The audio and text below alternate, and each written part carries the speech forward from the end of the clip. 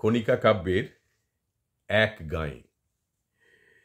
এক গাঁয়ে কবিতাটি প্রথম শুনেছিলাম রেডিওতে।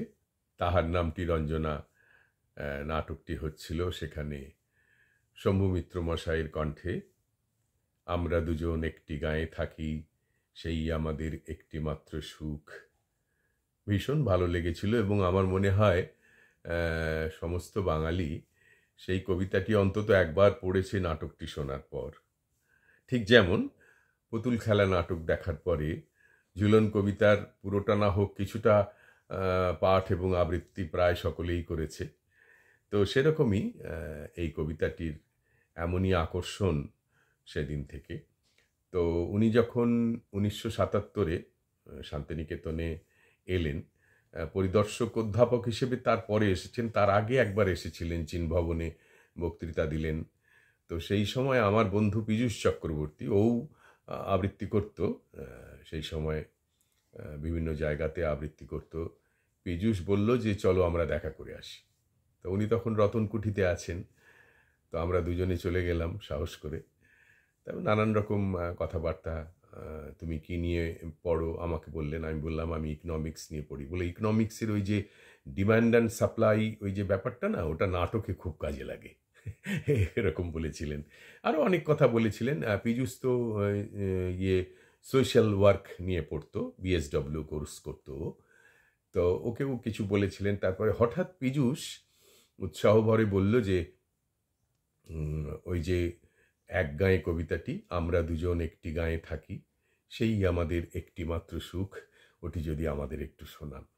তখন উনি একটু থেমে বললেন, ওটা নাটকেই ভালো বাবা, এমনি শুনতে ভালো লাগবে না। তো এরকমই আমরা যখন ওনার ক্লাস শুরু হয়েছিল এতে শান্তিনিকেতনে, উনি যখন বিশ্ববিদ্যালয় কর্তৃপক্ষ একটি ক্লাসের আয়োজন করেছিল, আমি বহু জায়গায় বলেছি, লিখেছি, সেটা হতো আমাদের আওয়াগড় রাজবাড়ির বারান্দায়, প্রশস্ত বারান্দায় ক্লাসটি হতো, লালবাঁধের দক্ষিণ পূর্বে যে বাড়িটি, সেখানে ক্লাস হতো এবং ওখানেই উনি থাকতেন। মানে পরিদর্শক অধ্যাপকরা ওখানে থাকতেন, উনি থাকতেন ওখানে। তো ওইখানে ক্লাসটি হতো। ওখানেও কেউ কেউ যদি ওনাকে বলেছে যে এই কবিতাটি একটু শুনতে চাই, উনি একটুখানি গম্ভীর হয়ে বলতেন, তুমি কে করে জানলে আমি এই কবিতাটি বলি? তো ওনাকে কিছু বলতেও সকলের ভয় লাগতো। তো সেসব ক্লাসের কথা তো আমি অনেক লিখেছি। অনেকে বলে যে আপনি যা লিখেছেন তার চাইতেও আরও অনেক গল্প আছে, আরও লিখুন বা আরও বলুন। তো আজকে কিছুটা তো বললাম। তো এরকমই। তো উনি ক্লাসের শেষে মানে আবৃত্তি শুনতে চাইতেন। একদিন আমি পৃথিবী কবিতাটা শুনিয়েছিলাম। তো প্রথম স্ট্যাঞ্জা শোনার পর আমি ভেবেছিলাম যে থামিয়ে দেবেন, ঠিক আছে ঠিক আছে। না, উনি হাত দুটো পিছনে নিয়ে গিয়ে হাতের উপরে ভর দিয়ে বসলেন এবং পুরো কবিতাটি শুনলেন, পৃথিবী কবিতা। এটা আমার জীবনের পরম সৌভাগ্য। এবং তারপরে বললেন, প্রথমে বলেছিলেন বাহ বেশ, তারপরে কিছু কিছু জায়গা মডুলেশনের জন্য দেখিয়ে দিয়েছিলেন। সেগুলো তো আমার জীবনে সম্পদ হয়ে আছে। মডুলেশনের শিক্ষা ওনার কাছে যা পেয়েছি সেটা তো পৃথিবীর সর্বশ্রেষ্ঠ সম্পদ আমার কাছে মনে হয়। আমি যা সম্পদ আহরণ করেছি জীবনে, তার মধ্যে সবচেয়ে সর্বশ্রেষ্ঠ সম্পদ হচ্ছে মডুলেশনের শিক্ষা, শ্রদ্ধেয় শম্ভু মিত্রের কাছে। তো আজকে আমি এক গাঁয়ে কবিতাটি শোনাচ্ছি। অনেক কথা বললাম, এবার কবিতায় আসি। খনিকা কাব্যের এক গাঁয়ে। আমরা দুজন একটি গাঁয়ে থাকি, সেই আমাদের একটি মাত্র সুখ।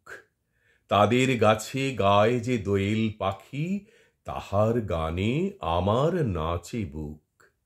তাহার দুটি পালন করা ভেড়া চরে বেড়ায় মোদের বটমূলে। যদি ভাঙে আমার ক্ষেতের বেড়া, কোলের পরে নেই তাহারে তুলে। আমাদের এই গ্রামের নামটি খঞ্জনা, আমাদের এই নদীর নামটি অঞ্জনা। আমার নাম তো জানে গাঁয়ের 5 জনে, আমাদের সেই তাহার নামটি রঞ্জনা। দুইটি পাড়ায় বড়ই কাছাকাছি, মাঝে শুধু একটি মাঠের ফাঁক। তাদের বনের অনেক মধুমাছি, মোদের বনে বাঁধে মধুর চাক। তাদের ঘাটে পূজার জবামালা ভেসে আসে মোদের বাঁধা ঘাটে। তাদের পাড়ার কুসুম ফুলের ডালা বেচতে আসে মোদের পাড়ার হাটে। আমাদের এই গ্রামের নামটি খঞ্জনা, আমাদের এই নদীর নামটি অঞ্জনা। আমার নাম তো জানে গাঁয়ের 5 জনে, আমাদের সেই তাহার নামটি রঞ্জনা। আমাদের এই গ্রামের গলি পরে আমের বলে ভরে আমের বন, তাদের ক্ষেতে যখন তিসি ধরে মোদের ক্ষেতে তখন ফোটে শন। তাদের ছাদে যখন ওঠে তারা, আমার ছাদে দক্ষিণ হাওয়া ছোটে। তাদের বনে ঝরে শ্রাবণ ধারা, আমার বনে কদম ফুটে ওঠে। আমাদের এই গ্রামের নামটি খঞ্জনা, আমাদের এই নদীর নামটি অঞ্জনা। আমার নাম তো জানে গাঁয়ের 5 জনে, আমাদের সেই তাহার নামটি রঞ্জনা।